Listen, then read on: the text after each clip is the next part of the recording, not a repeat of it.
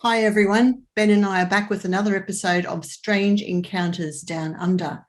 And tonight we are talking about disasters and the links to paranormal experiences that are reported around those disaster locations. And history's shown us that ghosts and the supernatural seem to be commonplace in areas where disasters have taken place and where in fact people have died. So tonight, Ben and I are talking to you about some of those cases. Who shall go first, Ben? Well, I mean, I'm happy to go first, I suppose. And just sort of say that it's a worldwide phenomenon. This thing of paranormal activity around disasters. It doesn't matter what continent you are on. You have a disaster and there will be paranormal activity associated with that, either in the lead up to, during, or after. So, and it can manifest itself in many different ways. From the point of view of premonitions about disasters is one thing. Assisting spirits, for example, during a disaster, and people have been pulled free of things by spirits and all that sort of stuff. And then the aftermath of which is the poor souls that are left wandering behind afterwards, wondering what the hell happened and haven't moved on to somewhere else. So as an example of how disasters and the paranormal kind of link in with each other. Yeah. So as I said to you before, I did struggle to find some Australian examples that were readily available, but I've got quite a few from around the globe. And the first one that I think I'll kick it off with is the tsunamis. So when they had the tsunamis in Japan and also in Thailand, utter devastation in both locations, there was definitely an aftermath of paranormal activity in those locations, and it continues to this very day. That's the other thing that must be said too. So once an event has happened like this, perhaps the paranormal will manifest itself ongoing forever. Who knows? So, depending on what happens. But probably a relatively well-known one is the Japanese taxi hauntings. And I find this really intriguing. It's an absolutely intriguing phenomena that in the years after that disaster, which happened in 2011, that a university student did a study, and she interviewed more than 100 taxi drivers, which is a fairly good research base. And all the drivers interviewed believed that they were picking up a real person when they stopped on the side of the road to pick someone up. And they started their meters, and some noted their experiences into their logbooks. And one of the men interviewed claimed that a few months after the disaster, he picked up a young woman who had asked to be taken to I'll have a go at pronouncing this, the Minamiyama district. And my Japanese is not very good. He explained to her that there was nothing left in that area. It's gone. And the taxi driver went on to recount that the passenger then asked, "Have I died?" And that when he turned to look at her, she was gone. That's a classic case, an absolute classic case of just one example. And another thing that came up from the taxi drivers was that the young people felt strongly chagrined at their deaths, so that they've been taken early, that this is a surprise and a shock that my life is over and I can't meet the people that they love or go about doing what they wanted to do. And none of the drivers really reported fear during those Japanese encounters, at that time. But it also kicked over into Thailand too, which was a little bit earlier. That was back on the Boxing Day 2004 when the ocean went all the way back, which is never a good sign. And all of a sudden it came rushing back in. So there was, 230,000 victims who were swept away to their death. So you'd think you'd have to have a percentage of paranormal activity. And 2 weeks after the tragedy, a tuk-tuk driver, whose name was Lek, described seven foreign, this is quite good, 7 foreign tourists who climbed into his van and asked to be taken to Cater Beach for 200 baht. But after driving for a while, he said that he felt his body become numb, and he looked around and found himself alone in the tuk-tuk. There was no one else. None of those 7 people were actually in the tuk-tuk.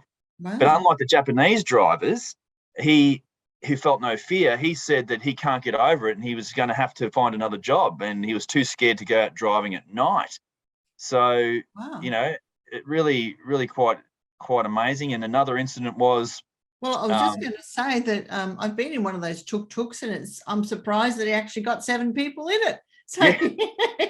You're sort of predestined to have some sort of strange experience in one of those things. It's funny you should say that, because in India they pulled out 25 people, I think it was, this week out of a tuk-tuk. Yeah, the police pulled them up and they pulled 25 people. It was some number like that.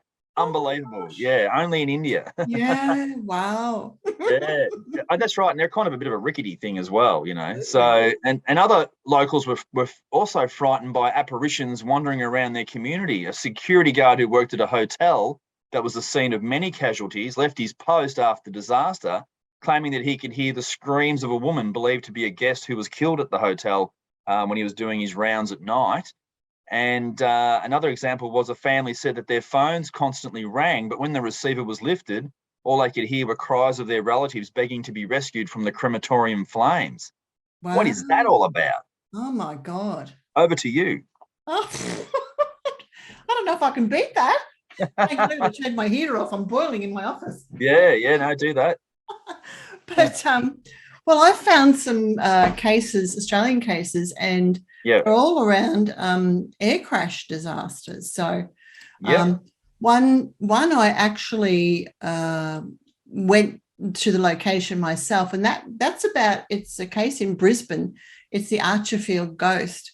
And I didn't know about this until 2020, when we connected with Liam Baker from the Haunts of Brisbane to record an episode for the Strange Encounters radio show that was on the airwaves at the time. And Liam told us of someone he was speaking to who shared an experience in 1998 when this guy was attending like a Warbirds history group meeting at the Archerfield airfield. Anyway, the airfield's only about 15 or 20 minutes from where I live, and I see a lot of small planes go over my home. And you always know when they're around.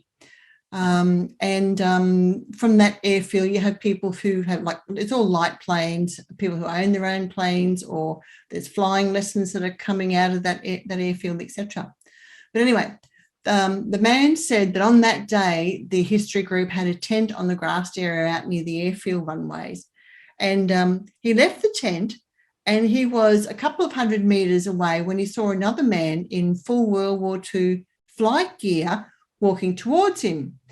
Now, this was the middle of the day. It was broad daylight, and he was thinking, oh, someone's got dressed up for the day.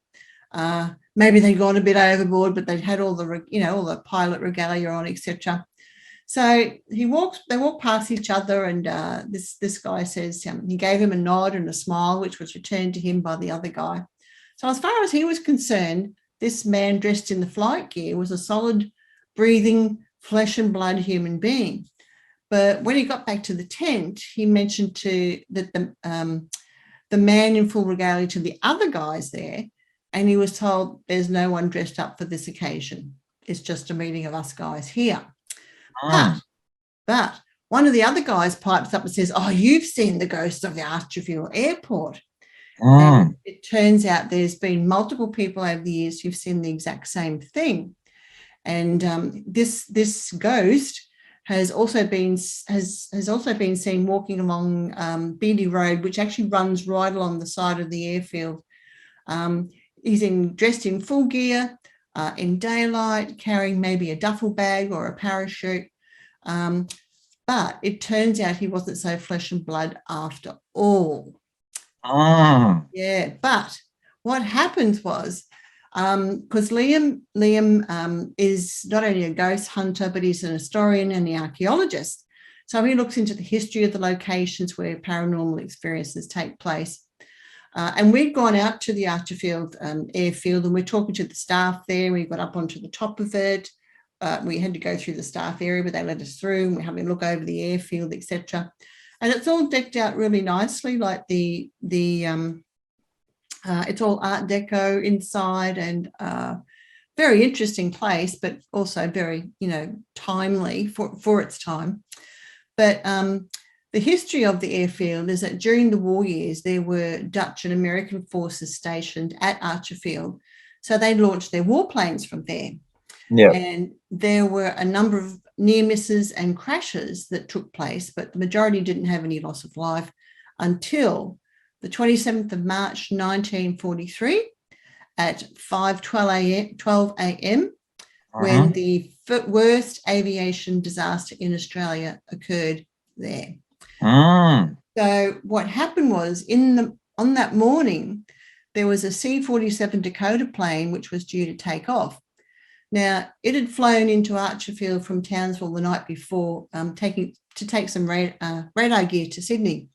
Yeah. And the day of the flight, they were scheduled to also pick up about 20 RAF personnel and a couple of other personnel who weren't scheduled to fly, but they were snuck on the plane as well. So by the time they were ready to take off, a lot of fog had started to form, and a plane that was due to take off prior to the flight aborted their flight due to the changed conditions. But the C-47, being a larger plane and with an experienced pilot, they decided to take off anyway. So it taxied to the end of the runway, and as far as everyone was concerned, it took off into the fog and was on its way, until a couple of minutes later, when some of the local residents called to say they had heard a huge explosion, huge. So the airport personnel, who hadn't heard a thing, mind you, quickly headed down to the end of the runway to discover that the plane had crashed.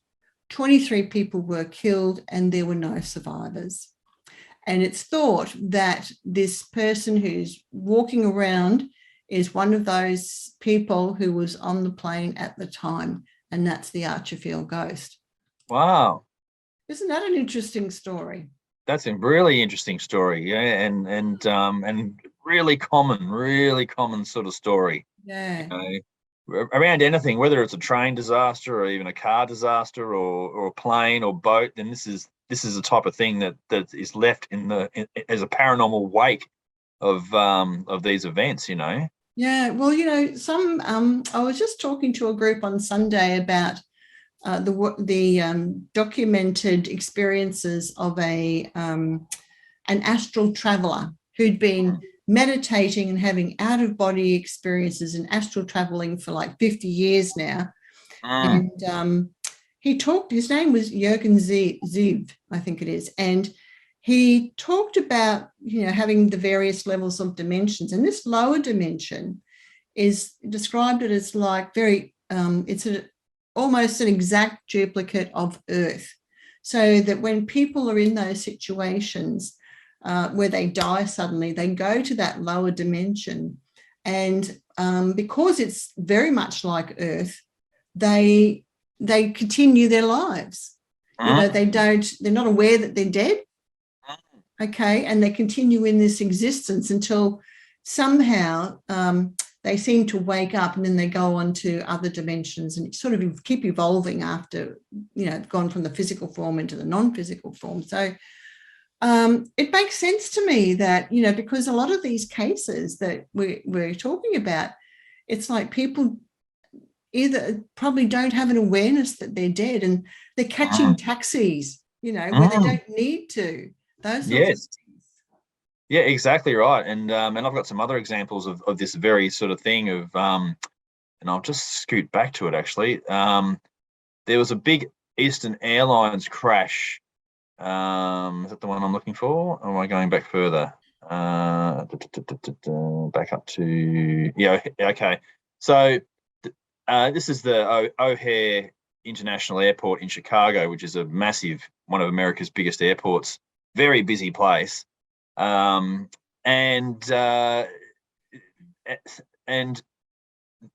people who live in that area around the airport have reported having strange visitors at their houses.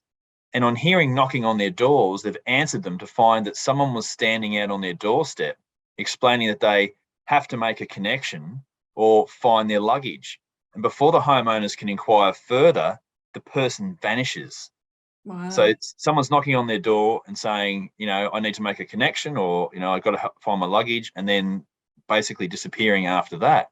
And on the highway nearby, strange lights have been witnessed by the motorists, along with unexplained figures wandering along the roadside. This is after a massive air disaster, which was in May 1979. And I got another really interesting thing about this as well. When a American airline DC Douglas DC-10 flight 191 crashed shortly after takeoff due to one of its engines falling off. That'll do it. And with its fuel tanks full, the plane was consumed into a fireball, and all 271 people and 2 people on the ground were killed.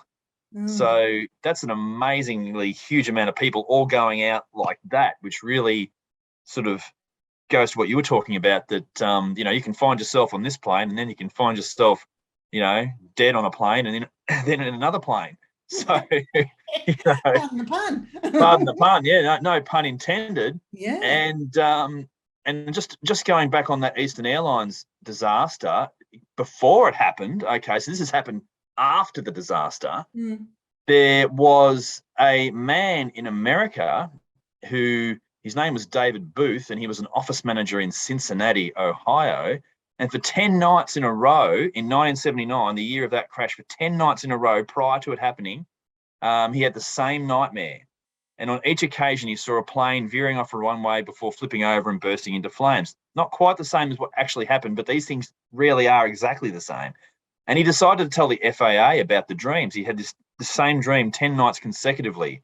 And to his surprise, the FAA listened to what he had to say, and they concluded it was either a DC-10, which was the plane that actually crashed, or a Boeing 727. And he'd also told American Airlines as well. And while the company and the FAA took what he said on board, there was nothing else that they could actually do, because they didn't have a date or other details other than the image of this plane, this presumably a DC-10, bursting into flames. And he had his last nightmare on the night of May 24. And little did he know that disaster was just literally right around the corner. And when the news broke about that crash, he was in the front of his television, unable to believe his eyes. So, and he was investigated during the ongoing investigation, because even though he wasn't a suspect, the authorities were intrigued to know as to how he could have known what was about to happen. So, and it goes on about, there was fault with the airlines, and they were making shortcuts and all that sort of stuff. But the nub of what we're interested in is that he was having nightmares for 10 nights in a row. What does that tell you? What does that tell you? The same dream 10 nights in a row, 10 nights. Yeah. To have the same dream consecutively over 2 nights would be a miracle for most people. So he was being informed that there was something about to happen, but why was he being informed?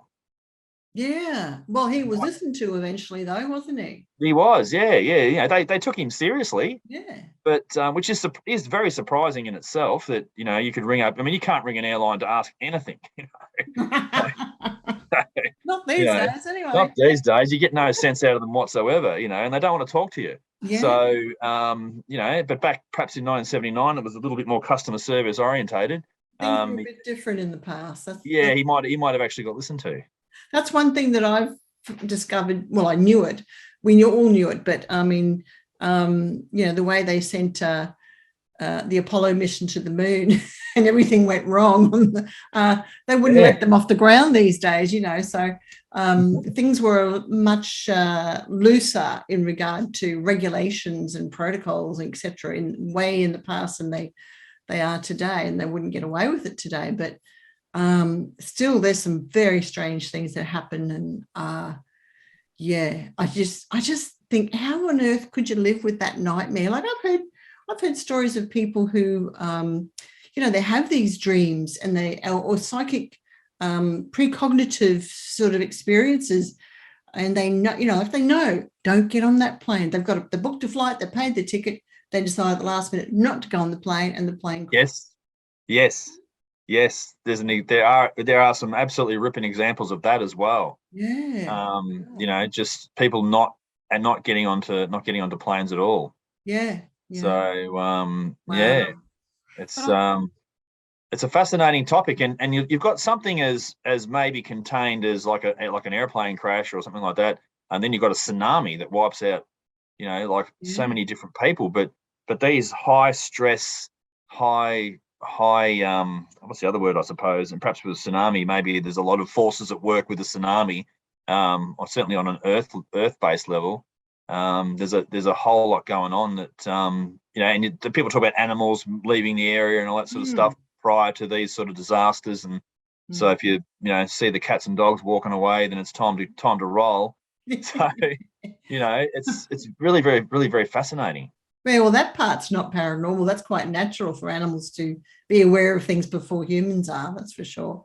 Yeah, exactly. Yeah, but I've got another couple of cases, and one is some people who are watching may be aware of this, is Canberra's worst air disaster, and this occurred on August the 13th, 1940, when 3 Commonwealth ministers and the Chief of the General Staff were flying in from Melbourne to Canberra to meet with Prime Minister Robert Menzies for a think tank on Australia's war efforts. So they were flying in on a Lockheed Hudson bomber when, for some reason, the plane stalled on the landing approach and crashed into a hill near, and excuse me, Canberrans, Queanbeyan, I think it is. Queanbeyan, is it? Thank you. Queanbeyan, yeah. And all 10 people on board died basically. Now, the RAAF emergency crews were on the scene within minutes, but the force of the crash was considerable, so there were no survivors. But now known as the Canberra Air Disaster, the location of the crash is marked by a memorial. But according to some, there are other memories of the crash still around as well. And since the 1970s, there's been reports of mysterious noises and figures, but also things happening to cars. They're stalling, they're failing to start, the radios are flicking on and off, the lights going out and moving. The cars are moving while in the park position with the handbrake on. And oddly, cars rolling uphill of their own accord. Wow. So the area, it's surrounded by Fairbairn pine forest, and the location is regarded as the most haunted in Canberra. And there's a story of a teenager who left the forest screaming, claiming she was followed by images of an airman on fire. And a young man who reported that he'd seen a ghost-like figure dart across the road in front of him, which changed him from skeptic to true believer in an instant, which is what often happens, isn't it? Gotta love it. And there are also tales of people claiming they hear the noise of a phantom plane crashing. Wow. So now here's the thing, and I think there's something to keep in mind, is that some people who go out at night to explore these strange areas, if you hear noises in the dark of night, you got to make sure it's not just possums and foxes and deer or wild boar that you're hearing. And I'm not saying that people are making this stuff up, but it's very easy for the mind to fill in the blanks when there's little ability for our senses to take in sensory information in the dark night. And I've been in that situation myself, so I know what it's like. So, but that doesn't explain like hearing the noise of a phantom plane crashing, for example. No. That sort of thing. But there's also an urban legend that if your car stops on the cattle grid, which is near the air crash memorial, a ghostly nurse who was present after the air crash and who tried to help will come running from the forest and try to get into the car as if to help you. And as the legend goes, she's even smashed windscreens to get into the car, believing the occupants to be part of the plane crash. I mean, that's just bizarre. That's really weird. That's evidence there. If you get a photo of your smashed windscreen. I've heard smashing the windscreen, even better. Yeah. But anyway, there was no nurse who died in the air crash. But some have suggested that maybe she was a living person at the time who was involved in the rescue attempt, who's since died, and the whole thing was so traumatic that she somehow left a residual imprint of her attempt to help in the location. But I don't know nurses who go to crash sites, I don't No. but it's 1940, I don't know what really happened in those days. Who knows? Yeah, totally different time. And the other thing about night too is the fact that sound travels a long way at night. It travels a lot more through the night air than it does during the day, or and over water obviously is another one. Yeah. So just being aware of these changes in conditions for people when they are out doing investigations. Yeah. But geez, I'd love to go park there and see what happens. Well, maybe I'm not sure whose car I'm going to use, but one with a strong windscreen. Or whether she's still doing it. And in fact, on a similar note to that, during the World Trade Center disaster, 9/11, there was reported a lady wandering around in the aftermath of that who was offering, I think she was offering drinks and food dressed in a red dress of World War II description, and who was later identified as being a ghost who turned up to assist at that particular massive, famous, horrible disaster that occurred. So this thing of it's angels or people who were there leaving their own imprints on it, and that's a little bit strange. If she's wearing old-fashioned clothes, she might have been from another time period and turned up as well. So we've talked about that on previous episode about time slips, haven't we? Yeah, exactly. Yeah, that maybe a disaster like that can trigger maybe that type of reaction as well. Maybe it puts a dent in the matrix, and who knows? these little glitches in the matrix that people talk about, and there's all sorts of examples of that out there. So that's a really good one, that one. Yeah, but there's a bit more to that story anyway. Yeah. Because it's not the only mystery. Because I was looking up and I found a bit more about it on the deadhistory.com site, where I came across the story of Karen Rowland, who went missing on the evening of February 26, 1971.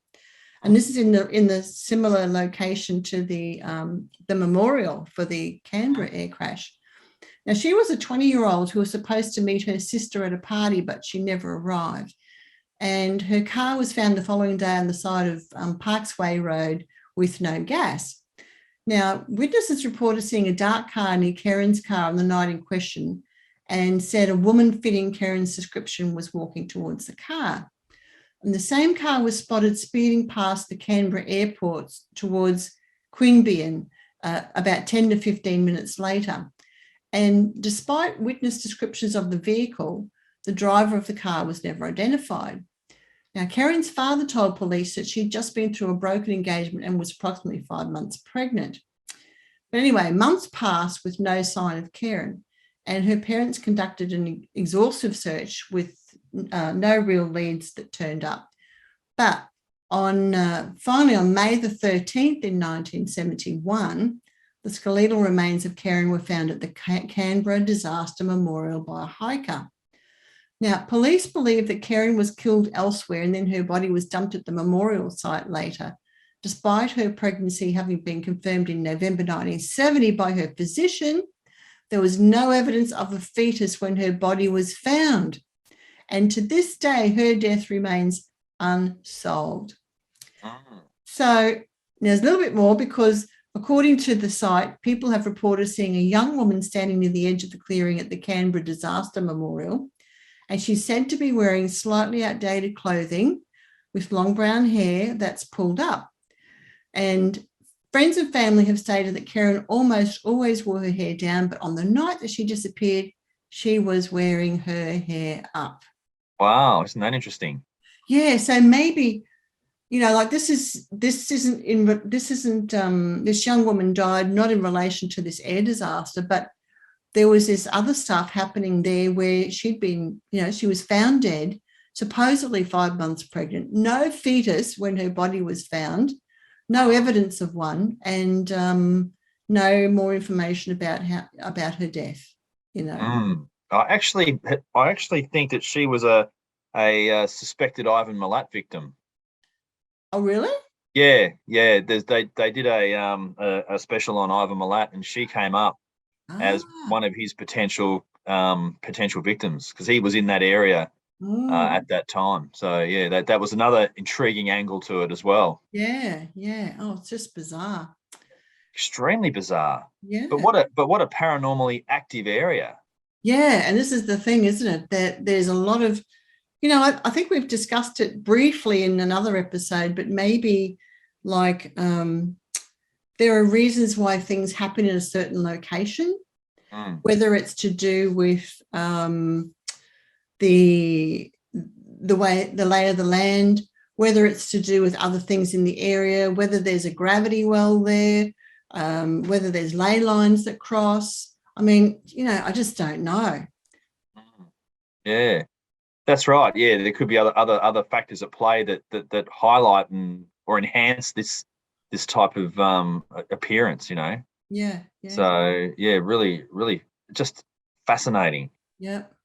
And I've got another case to talk about as Yeah. well. And this one, I actually came across this one. I hadn't found it anywhere, but in Keith Smith's book called Supernatural Australian Encounters, which was published in 1991. So it might be on the internet somewhere, I don't know, but um, the incident, it was called the Southern Cloud Air Crash, and it occurred in March 1931. So that's going back a long time. Yeah, that's in olden times. Yeah. Yes. Qualifies. Yeah. So there were 4 men and 2 women who boarded a 3-engine Avro Fokker monoplane called the Southern Cloud at Mascot Airport in Sydney, which was headed for Melbourne. And it was one of 5 Avro 10s owned by the newly formed Australian National Airways Company. And the pilots who flew them would one day become part of Australia's aviation history. And they were Charles Kingsford Smith, to a guy called Scotty Allen, I haven't heard of him, and Jimmy Mollison, I've heard of, and some others. But anyway, the plane took off in foul weather at 8 a.m., but it never arrived in Melbourne. And when it was an hour overdue, the search for the missing plane began. And within 24 hours, it was in full swing. Everyone was out looking for it. So anything that could fly did, including the sister ships of the missing plane, such as the Southern Cross, the Southern Sky, and the Southern Star. Yeah. The search continued for days, from dawn till dusk, over thousands of hectares. And they were following hundreds of leads by witnesses, but to no avail. And you can imagine people ringing in or telling people, or actually coming to the place and reporting. I guess in those days, it's 1931, for goodness sake, who's got a mobile phone? Yeah, So, no one. How do they get all this information to people? So they're following every lead that they could. But anyway, Australian radio personality Keith Smith was on the tarmac at the time of the plane's disappearance. And I forgive everyone who doesn't know who Keith Smith is, because, this is going back a long time. He was a known personality to me anyway. I think it was in the early 70s. And he did he did a TV show called Riddle Roundup, with a kids show. And he did Weekend Magazine, and he did Pied Piper and all that sort of stuff. So that's who he was. But he was a well-known Australian radio personality. Anyway, Keith Smith was on the tarmac at the time of the plane's disappearance, and when it was supposed to arrive in Melbourne. And he was a bit of an aviation buff. He loved all that sort of stuff. So he'd go and watch the planes come in, come out. And he recalled all the searching for the missing planes. And, over time, no one could find anything. And eventually the search was abandoned. And it was Australia's first commercial airline disaster. So being keenly interested in aviation, Smith kept a scrapbook of news articles about the case, and he followed it through the whole search and rescue and afterwards. But so that was that disappeared in 1931. So then one day, this is a really strange part of the story, because in the 1950s now, a Mr. Neal, who knew about Smith's interest in trumpet seances, contacted him and invited him along to a seance. So the following week, Keith Smith joined a circle of 15 people, and where there were 4 or 5 trumpets laying on the floor in the middle of the room. So the medium goes into a trance, they're breathing deeply, shaking their head, etc., blah, blah, blah. And the trumpets, which were coated in luminous paint so they could be seen in the dark, they rose up to the ceiling and started circling overhead. Now, That's amazing. Which is apparently what trumpets do in seances. I've never heard of that before. Oh, haven't you? I've seen images of it on the internet. Oh, right. Gee. Yeah, that's interesting. So anyway, after a minute or two, the trumpets came down from the ceiling down to eye level of the sitters, with the larger end of the trumpet facing the sitters with the smaller piece, facing away. And there were voices that began emitting from the trumpets. Now, one of the trumpets came down to Keith Smith's level, and a voice spoke to him and said, "Hello." I mean, what would you do? So what he does, as an investigative journalist should do, he immediately puts his hands around the trumpet, looking for strings or wires supporting it, but he found nothing. Okay. The voice then said the name Charles Darnell, which meant nothing to Smith. And then the voice repeated its name impatiently this time and said, "Charles Darnell." So now, by then, he's sort of like, something's ringing a bell, and he goes, Here he suddenly remembers he was the co-pilot of the missing plane, Southern Cloud. Wow. So again, he puts his hands all over the trumpet, floating in the air to check if it's a hoax, and he finds nothing.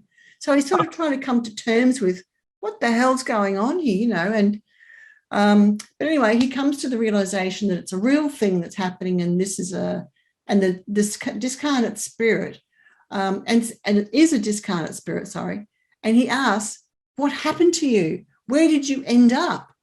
This is about the plane crash, right? And the voice replies, "A little place in Victoria called," you might know this, Ben, and I may be pronouncing it incorrectly, but it's Upper-Tippot-Pon. Upper-Tippot-Pon. Upper-Tippot-Pon. Yep. Have you ever heard of it? No, I haven't heard of it. No. I'm going to Google it. I'll Google it. Yeah. Upper-Tippot-Pon. Yeah, right. Okay. Upper-Tippot-Pon. Anyway, there's probably people out there screaming, "This is exactly where it is." Yeah. Anyway, there's more to the story, and I'm going to cut it really short because it goes on for too long. But it includes a New Zealand dowser who dowsed the same location on a map, and Keith Smith sends him some information, and this guy over in New Zealand does the dowsing and says this is where it is. Anyway, but eventually, sometime later in 1958 now, while driving through a Brisbane suburb, Smith spots the headline on a Courier Mail poster board, which says, "Southern Cloud wreckage found in bush," and guess where it was found? In that area. Yeah. Actually, it was 32 kilometres from a camp known as Happy Jack's, which was just 24 kilometres from where the dowser pinned the location. 3 months before, a carpenter who'd gone hiking on his day off had come across the plane debris. Yep, and I've pinpointed the area. It's between Benalla and Shepparton for those playing at home. Yeah. Is that between far from you? Yeah, it's over the other side of the Great Divide. Oh, okay, right. Yeah, it's in the northeast of Victoria. Yeah. So near Benalla, between Benalla and Shepparton. Wow. There's a little kicker to this story too, and it's to do with synchronicity. I love kickers. Yeah, because a few months later, Keith Smith was in Melbourne. He was recording for Weekend magazine, and on his list of guests was someone known as the Man in Grey, who worked at the Spencer Street railway station, and he was known for his uncanny memory for timetables, names of towns, whistle stops, and anything else travellers wanted to know about Victoria at that time, right? Yep. And so Keith Smith asks him if the rumours about his knowledge are true. And the guy says, absolutely. If you ask me not just about railway stations, but about out of the way places, I'd be able to tell you. And he says, for instance, if I asked you where Upper Tipperton was, Tipperton was, yeah. right, or something about it, you'd be stumped, right? And because Keith Smith goes, he says, if he was a bird, he would have fallen off his perch. Because why the heck would this guy have picked that place out of the blue to say, you know, like, you never know about it. Like, so that was just a really strange, very bizarre story. Oh, it's eerie, isn't it? It is. It is. Has a real eerie ring to it. Well, there's a plane crash. It Yeah. never turns up until like years later. But then he's got this guy, Keith Smith goes to this seance where a discarnate voice tells him where the plane came down. Yeah. Then you've got someone who dowses for it in this and pinpoints it in the same area from another country, mind you. And then you've got this guy at the end who says, "Oh, you wouldn't know about this place," and pulls it out of the air. Like, I think that's probably one of the better stories I've heard. Yeah, it is, isn't it? You know, it's got that synchronicity. It's got all those eerie connections through it. Yeah. I've learned something. I didn't know where that area was, but it's not a town per se. It's just an area, like a rural area. So well, apparently at the time there were only 3 or 4 houses there. So it's it would have been very sparsely populated back at that time. Yeah, absolutely. Yeah. Remember, this was, what did I say, 1931 when it disappeared. Yeah, and you wouldn't have had the I mean, all plane crashes make noise, but it wouldn't be like a modern jet coming down. It would have been a bit quieter than that. Yeah, I don't know what the radar capabilities were at the time. Probably either.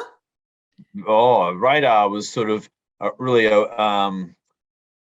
it's a little more of a World War II thing. So it was probably minimal to none, I would have thought, at that time in 1931. And I read a couple of other stories, Australian cases, where, like, when the pilots took off, they relied on the weather reports in the newspaper. Yeah. From the day before. From the day before. So you didn't know what you were going to hit when you went up there. No. So it was pretty, fly by the seats of your pants sort of era. Yeah, Biggles and all that. Yeah. See how planes could go missing and people wouldn't know, or, just come down and, in some godforsaken place. It's interesting. I mean, and just a little thing about Fred Valentich too. I mean, like, no one's reported any ghost sounds of Fred Valentich's plane or anything like that. So I find that interesting too. Like, there's a plane that disappeared, just out of the blue, and still a mystery to this day. But there's no ghostly imprint or ghostly after effects. So what does that tell us? Well, I'm going to say something about that. And for people who don't know, Fred Valentich, he was the pilot of a light plane that disappeared. When was it, Ben? October 21st, 1978. Oh, yes, rightio. There you go. When he was flying from? He was flying from Moorabbin Airport down to King Island. That's right, which is the island between Tassie and Victoria. But, I have had someone come up to me when I was doing a UFO talk in a library, and he said, I know you may not believe this, but after that Frederick Valentich disappeared and I saw his photo in the paper at the time, he said, I saw that man walking in the street, like after the disappearance. And he said it was the spitting image of him. Now, I've had people tell me they've seen me in places too, and it wasn't me at all, Yeah. People see Elvis too. Yeah, so there are lookalikes around. There are lookalikes out there, yeah. And particularly if you've got it in your head too, you might go, oh, that guy looks like, or she looks like such and such. Yeah. So I'm not putting a whole lot of credence in that. But it's interesting to hear just the same. It is. I've heard so many little snippets of all sorts of things over the years when I speak to groups, in library groups, etc. And they tell me little pieces about all these different cases that are well known, that are just add-ons to them. Yeah. Yeah, well, I've got a slight change of pace. Yes. This is called the butterfly people. Yes, I know what I'm talking about. You know what I'm talking about? Do. Yeah, this is the butterfly people, and This is also a Japanese phenomenon. There are many stories of the butterfly people of Joplin, and a parent or grandparent and child are caught out in the open when a tornado hits on May 22nd, 2011 for a specific date, and they have no time to find a place to shelter. And as the tornado bears down on them, lifting up cars and buildings and all that way, the chaos of a tornado, hurling these objects all around them, the adults believe there's no way that they will survive this F5, which is a really big tornado, and that they're going to die. But at that point, the storm passes and they are left unscathed. And the child then looks up at the adult and asks, weren't they pretty? Weren't they pretty? The adults, like a question in reply, who was pretty? And the little child said, didn't you see the butterfly people? And soon the story of these butterfly people protecting residents from the tornado spread around the town. And it was basically getting a lot of coverage, on the street and church sermons, and children receiving counselling for the trauma began claiming that they too had seen these angelic beings that kept them safe and comforted them during that specific disaster. Yeah. So, was the case. But perhaps only visible to the kids. It was in the United States. Oh, well, I've got it as Japan. No, it was in Missouri. Yeah. So I've got it wrong. Yeah, okay. You're right. I'm wrong. Yeah. It is America. Yeah. Which makes sense for an F5 tornado too. Yeah. And I remember the stories, and they have since painted big butterfly on the mural in the town. Yeah. Yeah. Yes. That's another interesting disaster related paranormal encounter. Yeah. There was a lot of that, and there was also stories of people who had hidden in the basement in a church, I think it was, and the walls had come down and they'd got blocked in, and these guys came along, and they're big hulking guys apparently, and they picked up all these really heavy bricks, and the victims were sort of marveling at how the hell did they do that, and they moved the bricks, and the people got out. And then as they were leaving the inn, and the people who'd saved them had left, and as they were leaving, the fire and rescue people pull up and go, okay, what do you need? And they said, oh, we're fine. You just pulled us out. And they said, no, we only just arrived, So it wasn't them, and these were mysterious people who just disappeared. It's amazing, isn't it? Yep, lots of stories like that. Yeah, from that specific event. I mean, Joplin. So Missouri. My information doesn't say that. So but that's interesting. Yeah, it's a fascinating story, that one. So there you go. So that's paranormal experiences happening around disaster locations. Yep. And what does that mean? I don't know, but it happens. Well, we've covered a bit of ground. So I guess if you think you might have a disaster, if you're going down in a plane, just look for those ghostly helpers. Yeah, exactly. Yeah. Call on them and they may come. Yeah, well, be sure to come and tell us after the experience, so we hear from you from the other side too. Yes, we like that. So everyone, if you enjoyed this episode, please give it a like. Remember to subscribe so you get the notifications of when we upload the next episode, which is a secret at the moment. Stay tuned. Yes, you will soon find out. So, and if you've had an experience of your own, please leave a comment.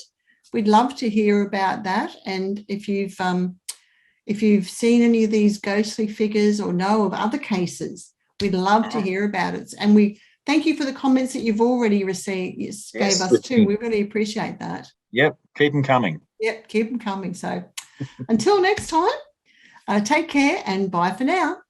Yes, we'll see you then. Okay, bye.